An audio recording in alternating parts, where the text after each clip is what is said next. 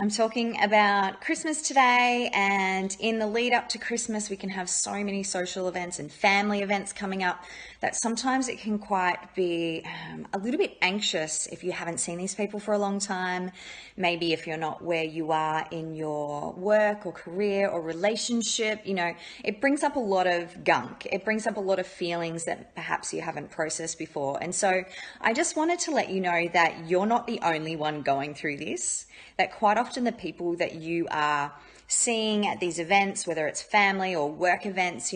that every single person within that room is going through something else themselves. And having that knowledge and knowing that you're not the only one can really be helpful, because I know that I used to walk into events and I'd be thinking, am I going to say the right thing? How am I going to, what are people going to think of me? And those kind of thoughts are actually so draining. All that negative self-talk from our inner critic. No one else knows what you're going through because everyone else is thinking about themselves. 100%, I can honestly tell you. No one else is thinking, oh my gosh, she hasn't done this or she hasn't done that, because they are so concentrated on what's going on in their own mind. I wanted to talk to you as well around family events and coming to family events and being in the presence with people who sometimes can push your buttons or be in this mode of comparison. Sometimes you walk into a room and you can really feel the energy, and it can be a lower vibration, especially if you've been already doing some work on yourself and your own mindset. So one thing that is amazing that I learned through my friends at Al-Anon, which is a group that I volunteer with and that I'm involved with, is that when a conversation at the table or a conversation that you are stuck in with someone who's on the negative or someone who is not really on the same page as you, instead of allowing that conversation to blow up and getting really defensive or getting stuck in the problems and the details,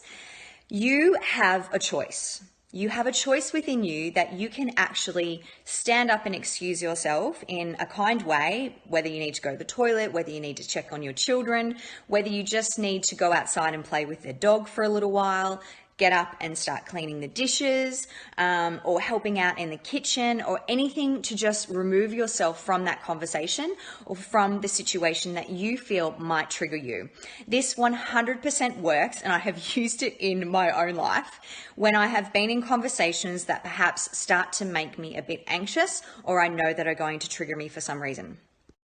So what that relates to really is knowing that you have the power within you to make that decision of when you can get up and move away and perhaps go for a walk outside, get a breath of fresh air, just have a breather.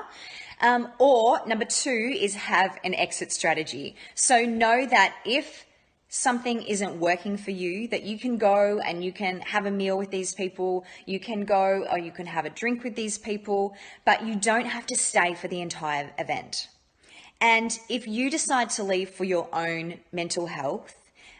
because you don't want to be around negativity, or the energy is not where you want to be because you are already feeling worried and fearful and stressed in your own life, you don't need that compounded effect from everyone else, then know that you can actually just say, hey, look, I'm not feeling well, I'm going to go home, I'm going to leave early, or I've got something else that I need to go to. And just having that exit strategy gives you a little bit of control around being around these people who may or may not, trigger you.